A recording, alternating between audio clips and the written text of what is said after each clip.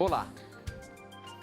Como você e eu podemos acreditar que esse livro sagrado foi inspirado por Deus? Ele foi escrito por mãos humanas. Em 325 d.C., o Concílio de Nicéia tirou alguns livros mostrando que não eram inspirados. Agora, como que eu posso confiar em tudo isso? É um livro que há muitos e muitos anos está aí. É um best-seller, mas é um livro. Posso acreditar que ele foi completamente inspirado? Ou os homens que escreveram colocaram suas interpretações, os seus erros? Esta e muitas outras questões você acompanha agora, pois está no ar, Na Mira da Verdade.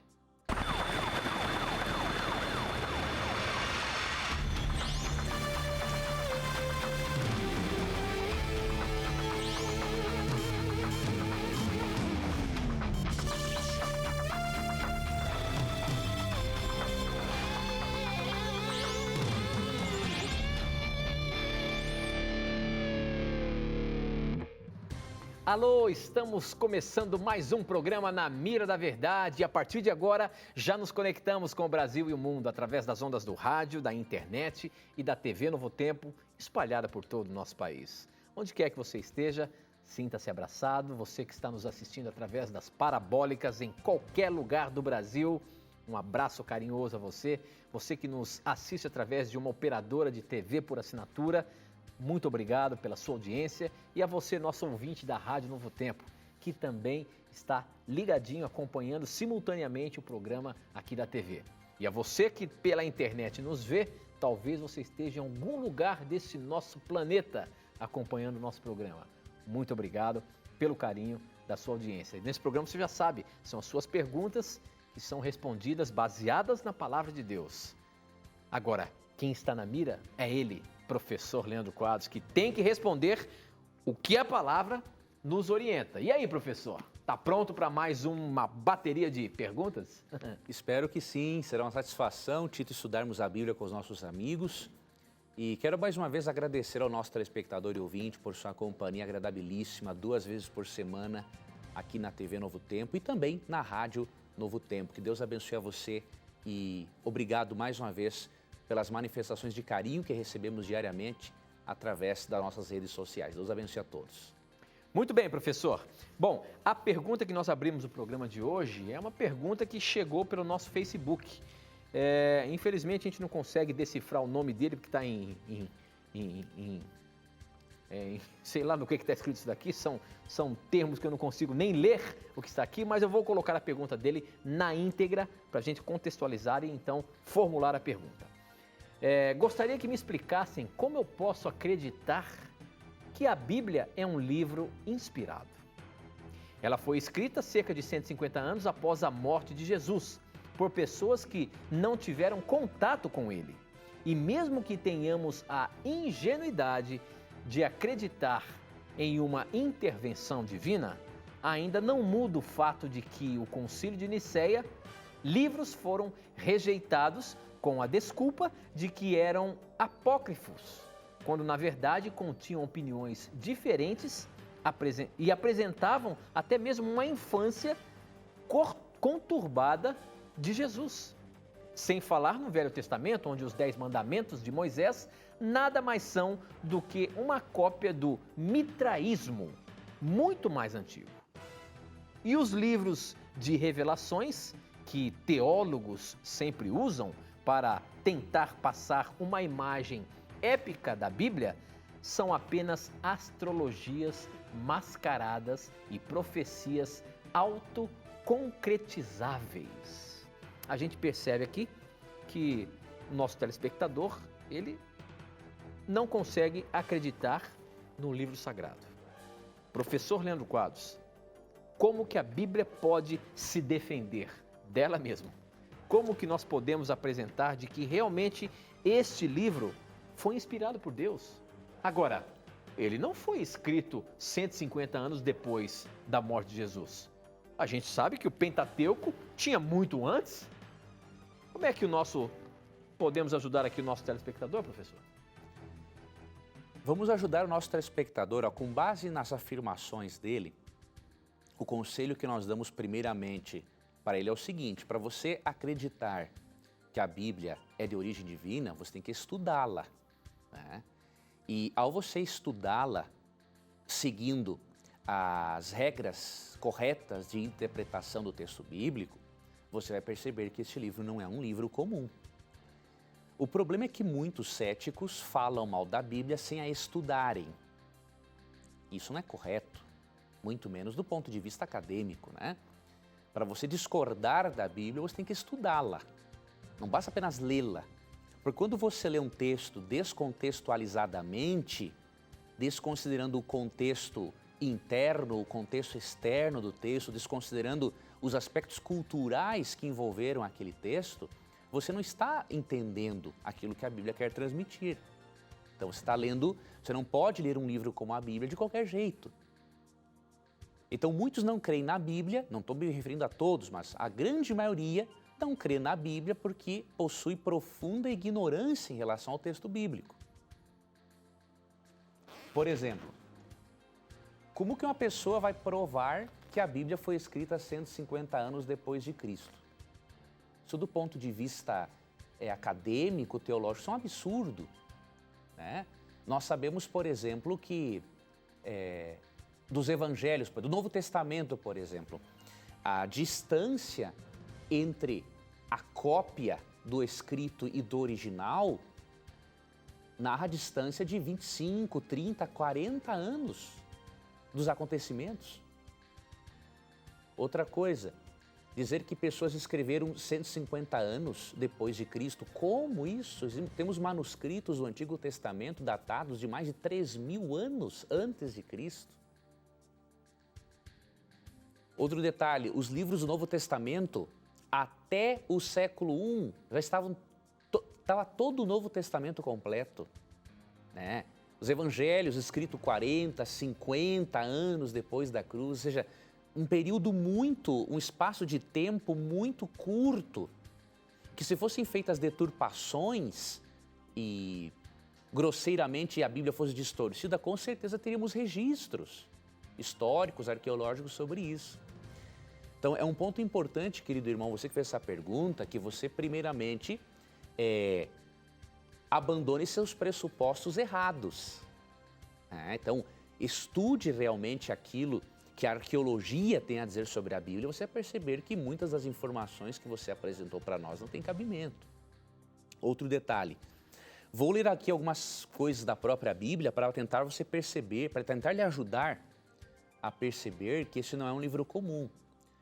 Por exemplo, Isaías, no capítulo 44, verso 28, e no capítulo 45, verso 1, esse texto aqui é muito forte. Olha o que diz aqui, ó.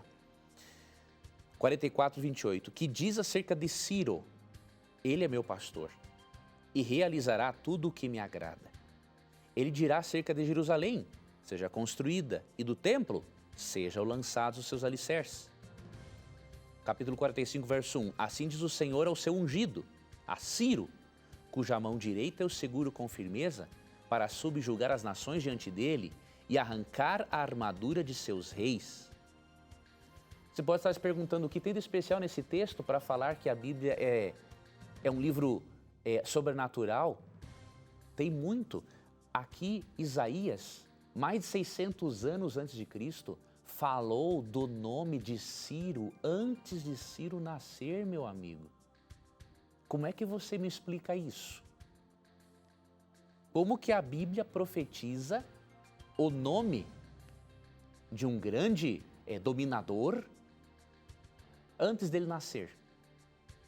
Então, eu não consigo, pela lógica, aceitar que este aqui é um livro comum, não é? Um livro que profetiza o nome de um indivíduo e o que ele faria na história antes dele nascer, para mim é, no mínimo, algo sobrenatural. Outro detalhe, quando você estuda Daniel capítulo 2, por que eu usei o termo estudar?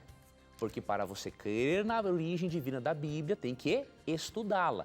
Agora, se você ficar lendo, né, artigos na internet que falam mal da Bíblia ao invés de estudá-la, e você nunca vai crer na Bíblia mesmo. Você está lendo informação de segunda, de terceira, de quarta mão. Ok? Daniel capítulo 2, eu não vou, lógico, estudar esse texto agora, mas vou fazer menção a ele. Nesta visão, Daniel teve uma visão, meu amigo, sobre uma grande estátua. E por meio desta estátua, das diferentes partes da estátua, que possuía diferentes tipos de metais, Deus representou os 4 grandes impérios mundiais e o surgimento da Europa nessa estátua. Esta visão, esse livro também escrito aí, cerca de 600 anos, mais 600 anos antes de Cristo, profetizou, olha, em Daniel 2, que depois de Babilônia viria Medo-Pérsia, Grécia, Roma e as divisões do Império Romano, que obviamente formaram a Europa. Agora eu lhe pergunto, como que Daniel sabia uma coisa dessas? Você entende? Então é por isso que eu repito, quem estudar a Bíblia, deixando de lado os seus pressupostos céticos, deixando de lado aí alguns aspectos da teologia liberal, né, que tenta interpretar a Bíblia somente considerando regras ocidentais de interpretação de textos, porque a Bíblia é uma linguagem oriental, então temos que utilizar essas regras para entendermos a Bíblia. Se você fizer isso, você não vai ter dúvidas de que a Bíblia é um livro de origem divina. E se você não acreditar em Deus, pelo menos você vai ver que é um livro de origem sobrenatural, porque não tem explicação. Como que a Bíblia profetiza isso? Sem falar das profecias messiânicas, todas no Antigo Testamento, falando da forma como Cristo viria, como ele morreria, tudo profetizado direitinho, tudo aconteceu. Então, eu posso garantir a você, meu amigo, quem questiona a Bíblia é porque não a estudou devidamente.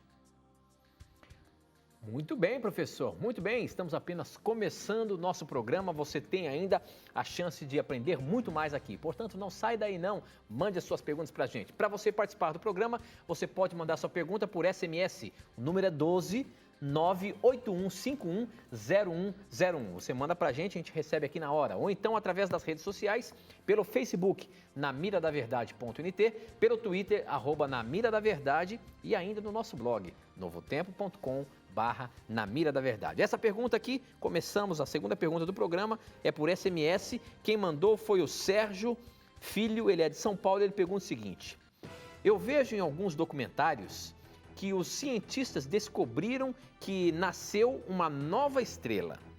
Deus ainda continua criando as estrelas, novos universos, ou ele já criou tudo? Parabéns pelo programa. Professor, o nosso Deus Criador simplesmente criou todas as coisas e agora está descansando só vendo os seres humanos aqui? Ou ele ainda é um Deus Criador que pode estar criando o universo e tudo mais? Muito boa essa pergunta. Quando estudamos o texto bíblico, percebemos que Deus, ao longo da Bíblia, ele é chamado, olha que interessante, eu até vou ler aqui um texto para você, que eu creio que vai nos ajudar. Lógico, o texto não fala disso, né, diretamente, mas vai nos ajudar a entendermos. Em Apocalipse 4, verso 11, ou seja, um livro que fala dos últimos dias, olha como Deus é apresentado aqui nesse texto. Tu, Senhor e Deus nosso, és digno de receber a glória, a honra e o poder, porque criaste todas as coisas e por tua vontade elas existem e foram criadas.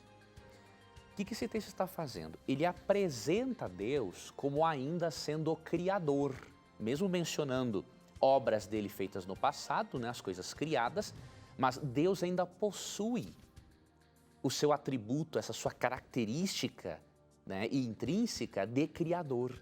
Então, mesmo que a Bíblia não fale isso diretamente, nós cremos que Deus sim continua com a sua capacidade criativa e eu imagino sim Deus criando muitas coisas. Eu não consigo imaginar Deus, este ser infinito, onipotente, né, restringindo a sua capacidade criativa. E eu percebo isso, sabe de que forma também? No próprio ser humano. Veja, o ser humano corrompido como se encontra pelo pecado, não para de criar. Veja que coisa espetacular.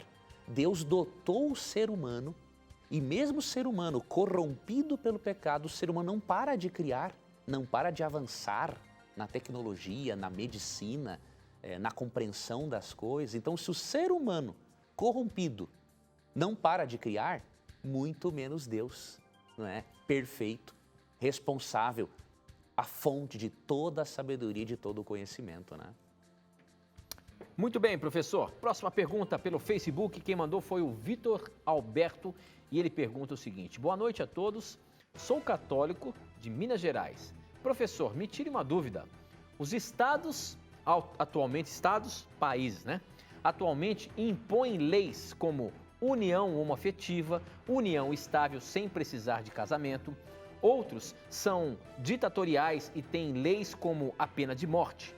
O povo é submisso à vontade dos estados e ouço dizer que eles são instrumentos da vontade divina. Como a verdadeira palavra de Deus se refere a esses estados, ou seja, governos, países, reinos, impérios, e sua autonomia, poder sobre os povos? Que Deus esteja com vocês. Professor, a gente percebe aqui, e até mesmo na Bíblia, de que Deus instituiu isso. Que, por exemplo, quando ele falou, dai a César o que é de César e a Deus o que é de Deus. Ele respeita os estados e até em algum momento fala que até mesmo ele permite quem está no poder que cumpra o seu papel. Agora, a gente percebe que esses estados, esses países, têm as suas leis que vão contra os princípios de Deus. Como que a gente deve ver tudo isso? Essa pergunta do nosso irmão católico foi muito boa.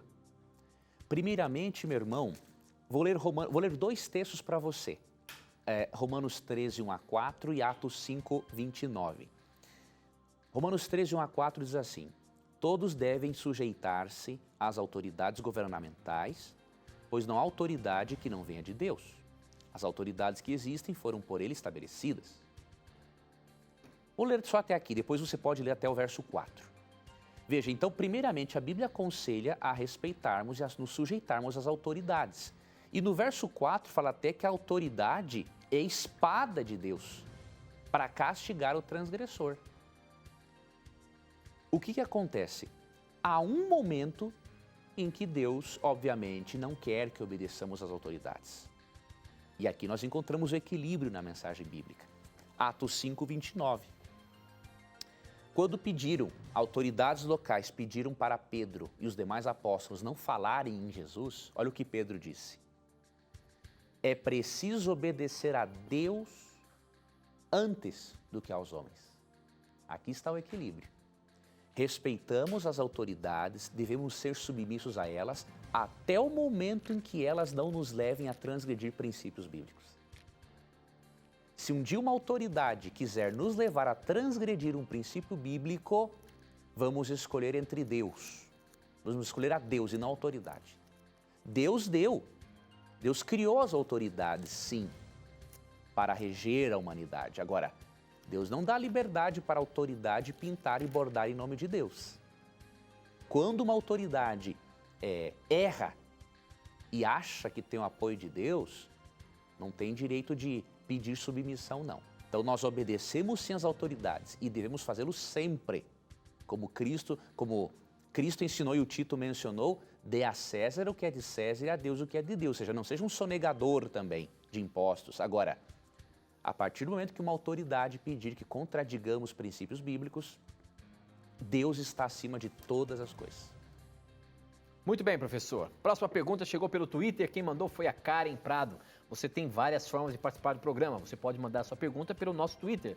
O nosso endereço é @namiradaverdade. Ou então pelo Facebook, namiradaverdade.nt, pelo SMS. O número é 12 98151 0101. A Karen, ela pergunta o seguinte: gostaria de saber se teremos alguém para nos acompanhar no céu para sempre, como Adão e Eva no começo de toda a história.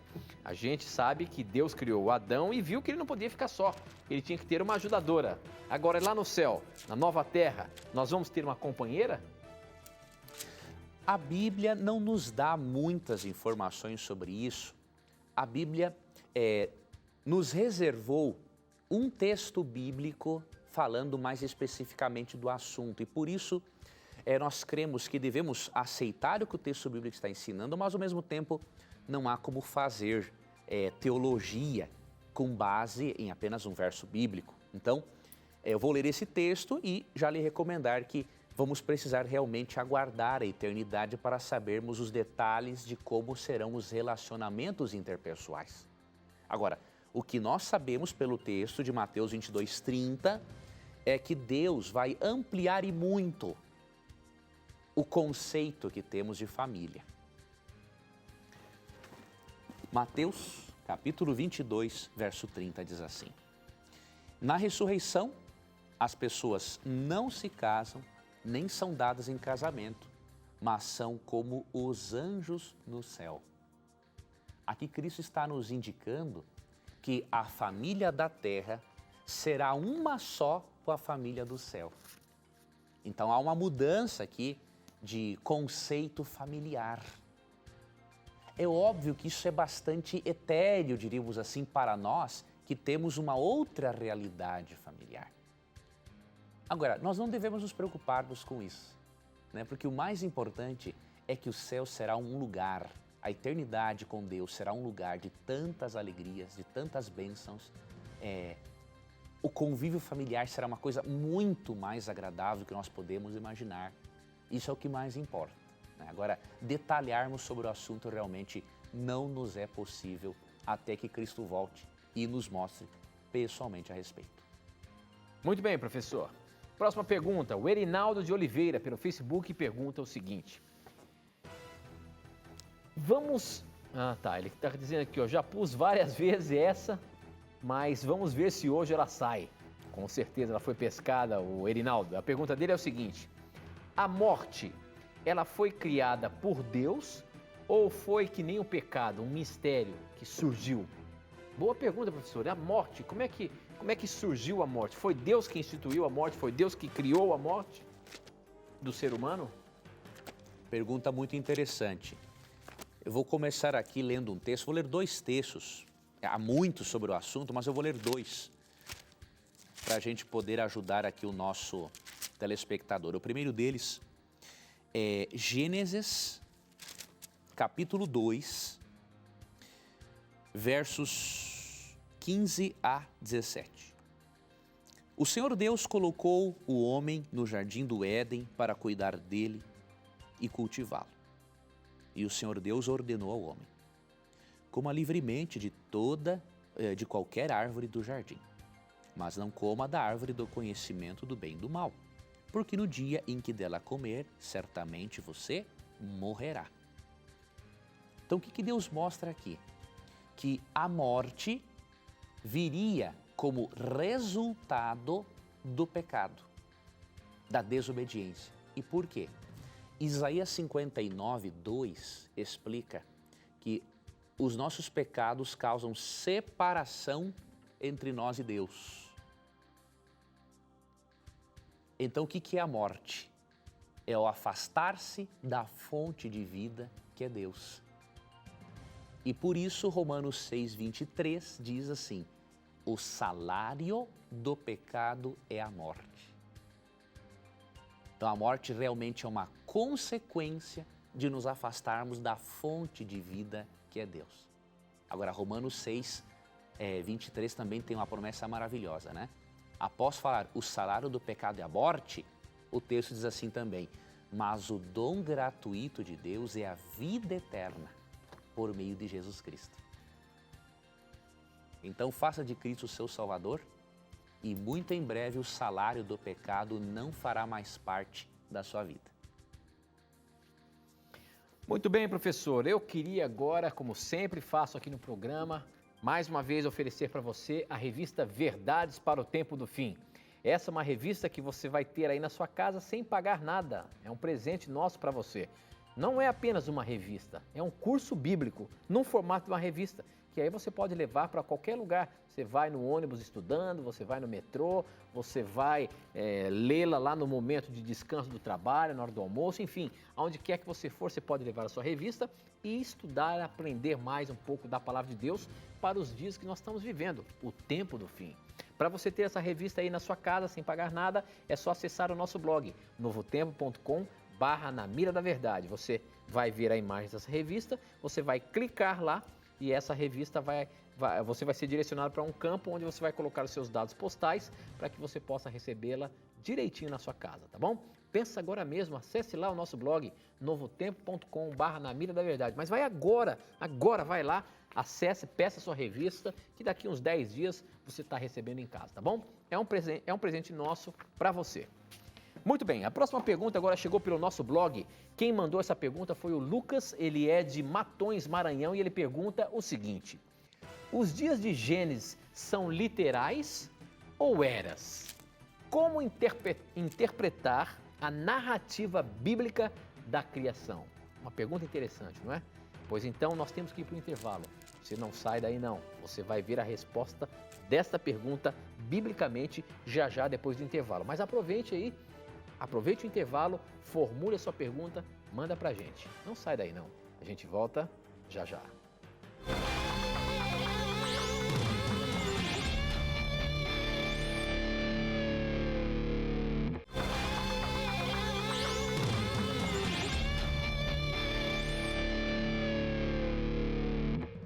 Já estamos de volta, é um prazer ter a sua companhia onde quer que você esteja aí. Muito obrigado pelo carinho da sua audiência.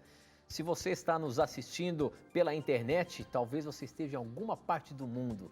Obrigado, acesse sempre o nosso blog novotempo.com/Na Mira da Verdade e assista todos os programas que nós fazemos aqui todas as semanas, 2 vezes por semana. Você tem uma imensidão de perguntas que você poderá assistir e aprender mais da Palavra de Deus, tá bom? E a você que nos acompanha aí através das parabólicas, das TVs por assinatura, da rádio, você também pode ter muito mais conteúdo pelo nosso blog. Ali você vai encontrar os assuntos mais aprofundados daquilo que nós apresentamos aqui no programa e eu tenho certeza que vai ser uma rica fonte de estudo para você, tá bom? novotempo.com/Na Mira da Verdade. Bom, no bloco anterior nós deixamos aberta a pergunta do Lucas e ela é a seguinte: os dias do Gênesis são literais ou eras? Como interpretar a narrativa bíblica da criação? Professor, quando a Bíblia fala que Deus criou o mundo em 6 dias, essa criação do mundo foi assim, 6 dias literais? Ou pode ser eras? Porque dizem que o planeta tem milhões de anos. Como que a gente consegue interpretar a criação no Gênesis? Primeiramente, podemos garantir biblicamente que é impossível harmonizar a Bíblia com a teoria macroevolutiva, tá? Várias pessoas têm tentado harmonizar o Gênesis com a macroevolução, mas isso não tem cabimento. Por quê? A narrativa bíblica do Gênesis é literal e não tem negociação, isso à luz da Bíblia. Mesmo que a palavra dia, no hebraico, ion, possa também na Bíblia significar eras, a forma como é utilizada esta palavra, na maioria das vezes, é em referência ao dia de 24 horas. Por exemplo, em Gênesis 1, você percebe várias vezes a expressão houve tarde de manhã o primeiro dia. Houve tarde de manhã o segundo dia. Este numeral, primeiro, acompanhado do termo hebraico yom, dia, na grande maioria das vezes na Bíblia, se refere a um dia de 24 horas. Houve tarde de manhã o primeiro yom, ou seja, 24 horas. Houve tarde de manhã o segundo Yom, 24 horas. Houve tarde de manhã o terceiro Yom, ou terceiro dia, 24 horas. Então, a narrativa bíblica apresenta o Gênesis como literal. E você quer ver uma coisa importante, meu irmão? Não teria sentido nenhum Deus criar um dia especial para o ser humano celebrar a criação se os dias do Gênesis fossem eras. Quer ver uma coisa? Em Gênesis 2, 1 a 3 diz assim: assim foram concluídos os céus e a terra e tudo o que neles há. No sétimo dia, Deus já havia concluído a obra que realizara, e nesse dia descansou. Abençoou Deus o dia sétimo e o santificou, porque nele descansou de toda a obra que realizara. Veja, Deus não ficou aqui parado por eras.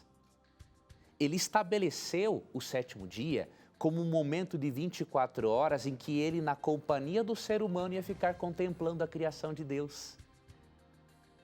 E mais um detalhe, querido amigo, se o Gênesis não for literal, nós não temos base para dizer que o pecado não é literal.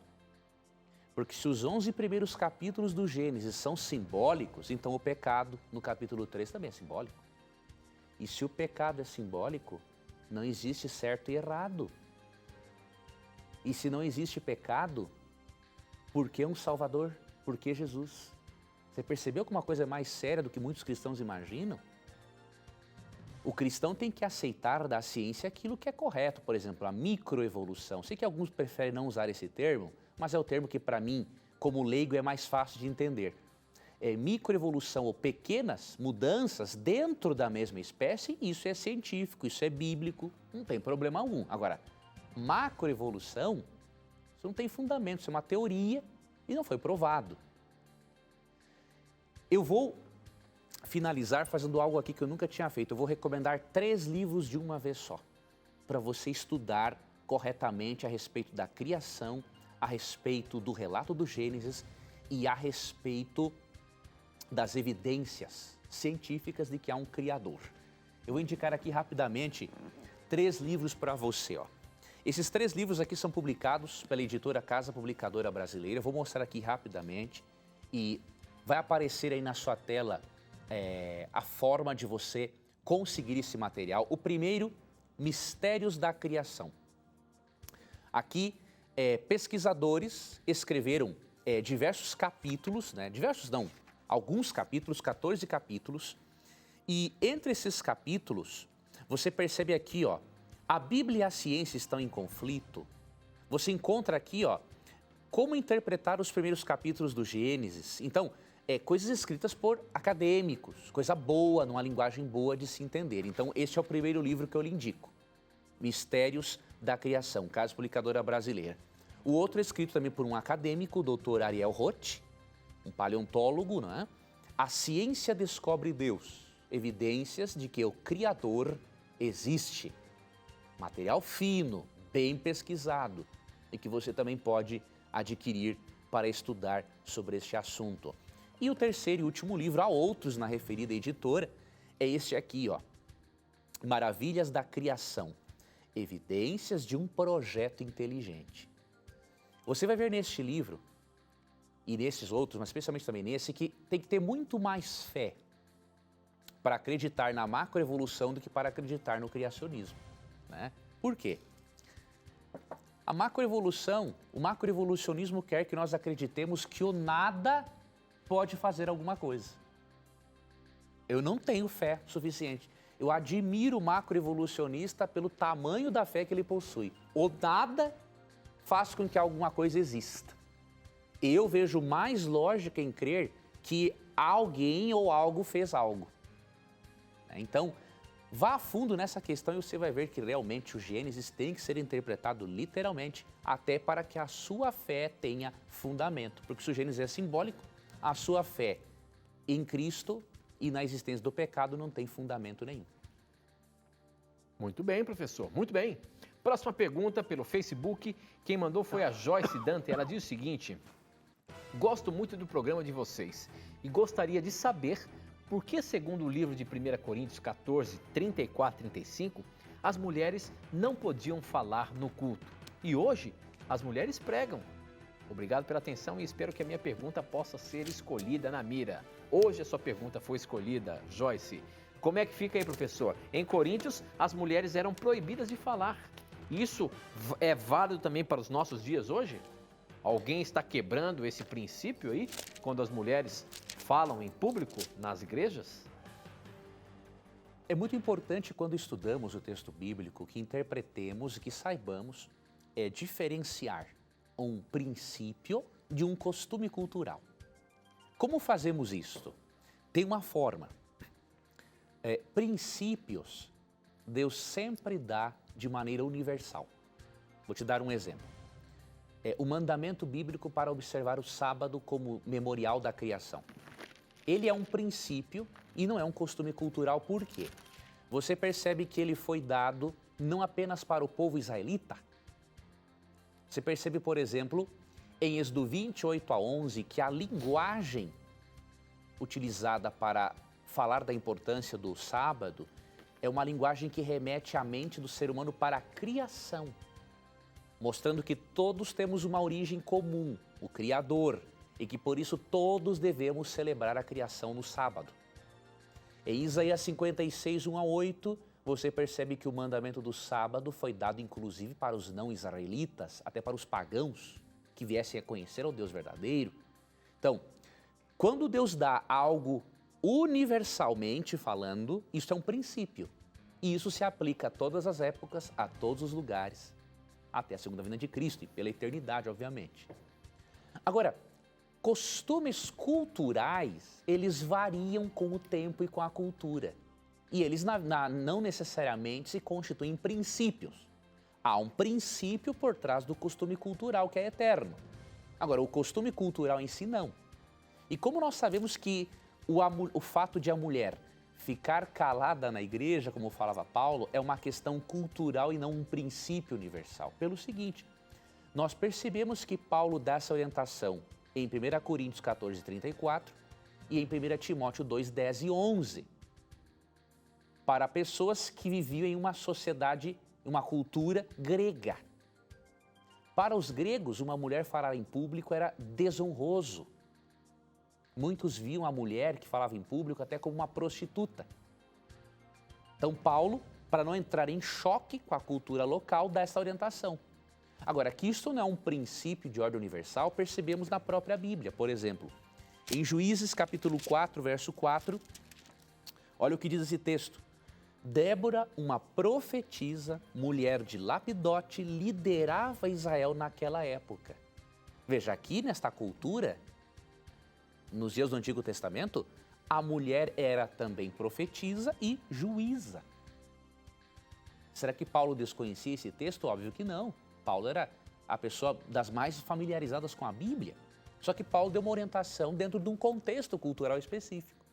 E você vai para Atos 21:8-9 e você vê também que as filhas de Felipe eram profetisas. E, obviamente, profecia é feita em público. Era feita em público nas igrejas, tá ok? Então, não tenha dúvida alguma, essa orientação de Paulo se refere a uma questão cultural e, por isso, se você conseguir fazer essa diferença entre princípio universal e entre orientação cultural, você vai conseguir aí resolver várias aparentes dificuldades na Bíblia. Muito bem, professor. Essa pergunta agora chegou pelo nosso Twitter. Quem mandou foi o Natanael e ele pergunta o seguinte: quem na verdade é o meu próximo? Se vejo um mendigo na rua e não o ajudo, eu estou pecando? Quem é o meu próximo, professor? Pois Jesus deu essa resposta. Antes de eu ler isso aqui, eu preciso fazer menção a uma coisa. Nós estamos tão corrompidos pelo pecado que nós já estamos insensíveis em relação ao sofrimento do próximo. Mateus 24, profetizou uma coisa interessante.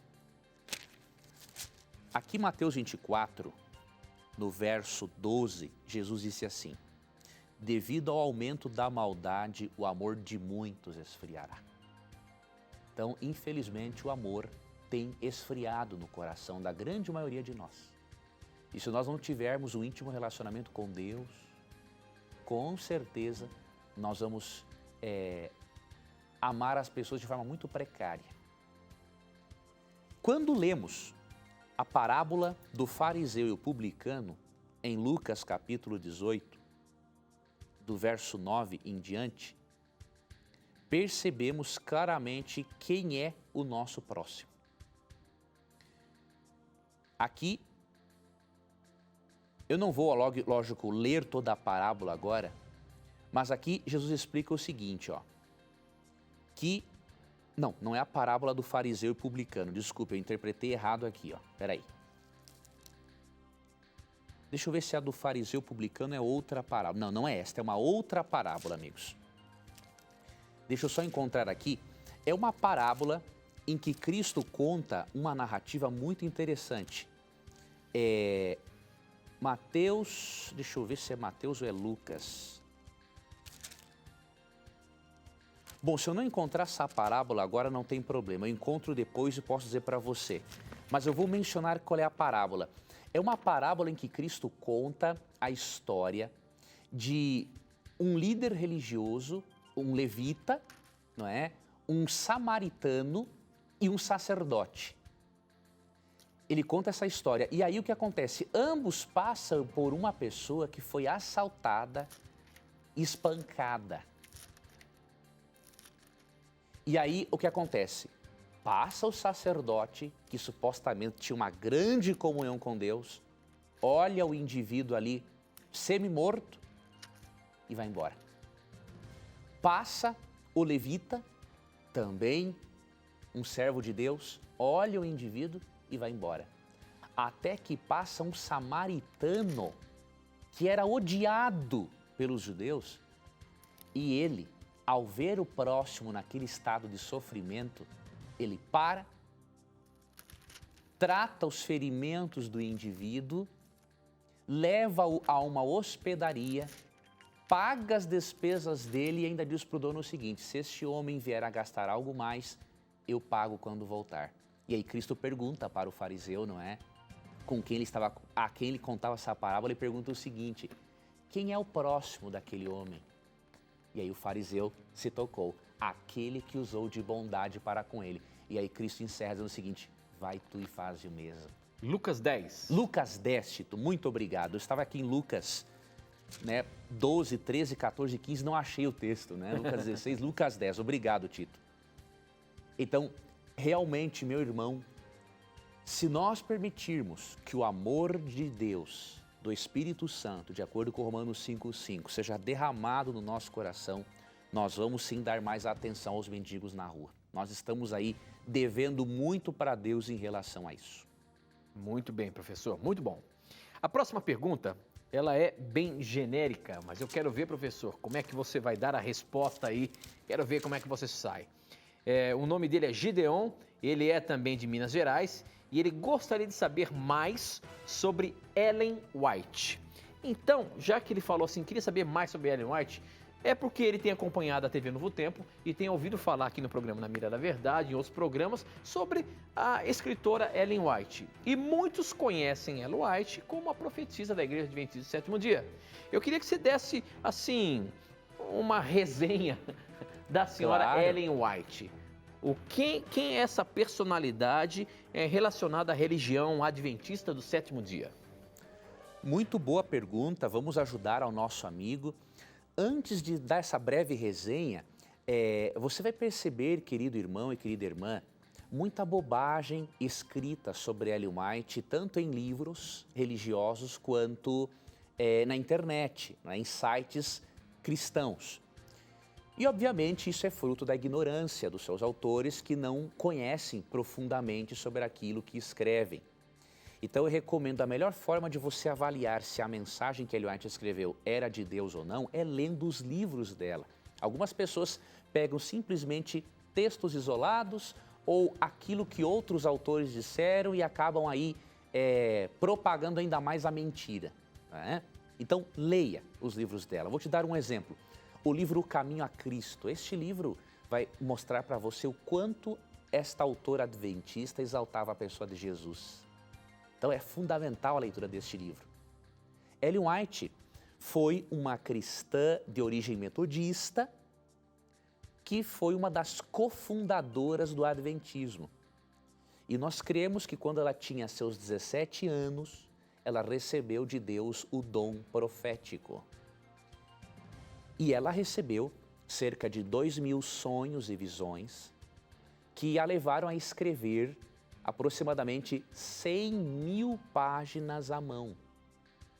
Esta mulher escreveu sobre várias áreas do saber. Escreveu sobre educação, sobre psicologia, religião, administração, né? E você percebe uma coisa interessante sobre dieta alimentar, sobre saúde, e você percebe que a amplitude, a profundidade dos conceitos dela eram coisas assim muito características de uma pessoa com um nível de instrução muito maior. E ela não tinha concluído o terceiro primário. E você percebe que por meio dos escritos dela, toda a estrutura organizacional da Igreja Adventista do Sétimo Dia veio a existir. E a Igreja Adventista do Sétimo Dia é uma das organizações do mundo mais elogiadas por sua organização e pela sua rede de escolas. Então nós cremos que esta cristã, né, veio a falecer em 1915, ela realmente foi usada por Deus. Agora, não temos os escritos dela como uma segunda Bíblia, como falam muitos críticos desinformados por aí. Cremos, como ela mesma diz em Primeiros Escritos, página 78, ela mesma diz que os escritos dela têm a função de levar as pessoas para a Bíblia, a palavra de Deus. Então, resumidamente é isso. Eu vou lhe dar o endereço de um site que vai ser muito bom, meu irmão, você consultar. centrowhite.org.br. Como é que escreve White, professor? Boa sua pergunta, Tito. É W-H-I-T-E. Isso, de acordo com como está ali no GC da pergunta. Quem foi Ótimo. Ellen White? Então está escrito ali Isto. W-H-I-T-E. Isto. centrowhite.org.br. Ali, Tito, ali é o Centro White, é um órgão oficial da Igreja Adventista do Brasil e ali apresenta toda uma biografia de Ellen White, suas principais obras, seus conceitos e até mesmo materiais para refutar as falsas alegações daqueles críticos que são bastante desinformados, tá bom? Agora, professor, ela é considerada uma profetisa? Ela fez algumas profecias que se cumpriram, vão se cumprir? Como é que é? Ela fez sim. Dentre as que eu me recordo agora, por exemplo, ela profetizou, não é? Ou melhor, ela disse nos dias dela, é uma profecia, que o câncer também não era causado simplesmente por bactérias, como alguns alegavam. Ela dava muita ênfase que essa doença também tinha a ver com o estilo de vida. E isso para os dias dela era uma coisa absurda. Outra coisa, ela também falou num momento em que a medicina dizia que a pessoa com tuberculose deveria ficar totalmente encerrada dentro de um quarto, ela dizia já no século XIX, né, que não, pelo contrário, essa pessoa tem que estar exposta à luz do sol. Né? O sol tem que purificar o ambiente, ela precisa de luz solar. Né? Ela também falou nos seus livros, ela fez uma profecia interessante sobre a obra literária adventista. Ela falou, no século XIX, que a literatura adventista seria espalhada pelo mundo como folhas de outono. E isto tem se cumprido assim de forma espetacular. Né? Então ela profetizou muitas coisas interessantes. Ela falou também, professor, pelo que eu me lembro, inclusive sobre a própria união das igrejas, que hoje está tão falado aí, e que isso há 10, 15, 20 anos atrás, jamais haveria possibilidades de ter uma união de igrejas. E Você lembrou de algo e muito hoje importante. isso está sendo divulgado, o Papa Francisco mesmo tem feito grandes investidas nesse sentido. E isso ela já disse há mais de 100 anos atrás. Você entrou num ponto muito importante. Quando ela profetizou a união do papado com os Estados Unidos e falou da união das igrejas, tu falou num ponto importante. Ela falou isso há mais de 100 anos. E isso era considerado um absurdo. E hoje está acontecendo diante dos nossos olhos, não é? Então, realmente, ela foi utilizada por Deus. Nunca como uma substituta da Bíblia, isso é impossível. A Bíblia é o nosso padrão pelo qual julgamos um profeta. Nós julgamos Ellen White pelos padrões bíblicos, não julgamos a Bíblia pelos escritos dela. Então isso é muito importante, nosso telespectador e ouvinte terem em mente. Muito bem, professor. Muito bom. A próxima pergunta chegou pelo nosso blog. Quem mandou foi o Daniel dos Santos. Ele é de São José dos Campos, aqui pertinho da gente. E ele pergunta o seguinte: uma mulher que sofre violência doméstica, humilhação, maus tratos na frente dos filhos, risco até de vida, se ela se divorciar, ela vai estar em pecado? Vai ser condenada? Como é que fica uma situação de uma mulher dessa? Porque a Bíblia fala do adultério. A pessoa só pode se separar, está livre, se tiver um adultério na relação, né? Agora, uma mulher que é violentada, violentada pelo marido, não aguenta essa situação. O que a Bíblia pode orientar sobre isso, professor?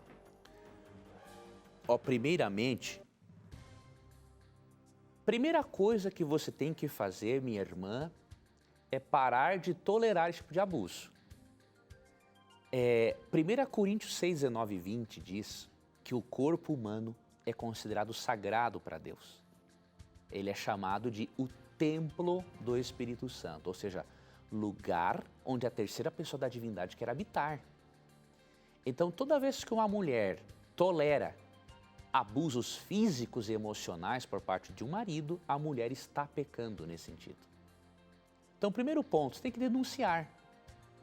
Porque eu vou lhe dizer uma coisa, olha, desculpe até alguns pelo que eu vou dizer agora, mas eu não sou de andar falando à toa. Homem que bate mulher não é homem. Não é homem. O cara que bate mulher não é homem. Então, ele é bandido. Então, denuncia ele para a polícia, para ir para a cadeia. Tá ok? Então, esse é o primeiro ponto. A Bíblia não é contra você denunciar. E o abusador, ele tem que saber que tem alguém de olho nele, porque senão ele vai continuar batendo. E vou lhe dar mais uma dica. A Bíblia, em 1 Coríntios 7, ela não autoriza realmente um segundo casamento. A Bíblia só autoriza um segundo casamento quando há adultério por parte do cônjuge ou a morte. Agora, a Bíblia não proíbe você sair de casa para proteger a sua integridade física e emocional, né? Olha, por exemplo, aqui, ó, o que diz 1 Coríntios 7. Vou ler para você aqui o versículo 15. Paulo orienta no verso 14 o seguinte: olha, se uma mulher tiver um marido descrente e este consente em ficar casado com ela, jamais se separe do seu marido, tá? Aí no verso 15 diz assim: todavia, se o descrente separar-se, que se separe. Em tais casos, o irmão ou a irmã não fica debaixo da servidão. Deus nos chamou para vivermos em paz. Então, veja bem, a Bíblia não autoriza realmente um segundo casamento. Agora, a Bíblia autoriza você proteger a sua integridade física, sim. Denuncie para a polícia, né? Se for um cristão, além de denunciar para a polícia, conte para o pastor, mas denuncie para a polícia também, tá? E se um dia ele quiser voltar, e Deus pode restabelecer essa relação, aí você coloca uma condição: só voltarei se você fizer terapia por pelo menos 1 ano. Porque estudos comprovam que o abusador, se não for acompanhado por um bom terapeuta, pelo menos 1 ano, tô falando por baixo, ele vai voltar a bater de novo, tá bom? Então, tome essa atitude, minha irmã, não permita abusos, porque você vai estar pecando de uma outra forma. Muito bem, professor. Com essa, nós encerramos o programa de hoje. Obrigado aí pelas respostas belíssimas de hoje, viu? Valeu, meu amigo. Deus te abençoe. Deus abençoe a você, amigo telespectador e ouvinte da Rádio Novo Tempo. E nunca se esqueça que neste programa, sempre que você tiver a coragem de perguntar, a Bíblia terá a coragem de lhe responder. E aqui você já sabe, os seus questionamentos sempre vão estar na mira da verdade. Até o nosso próximo encontro. Tchau.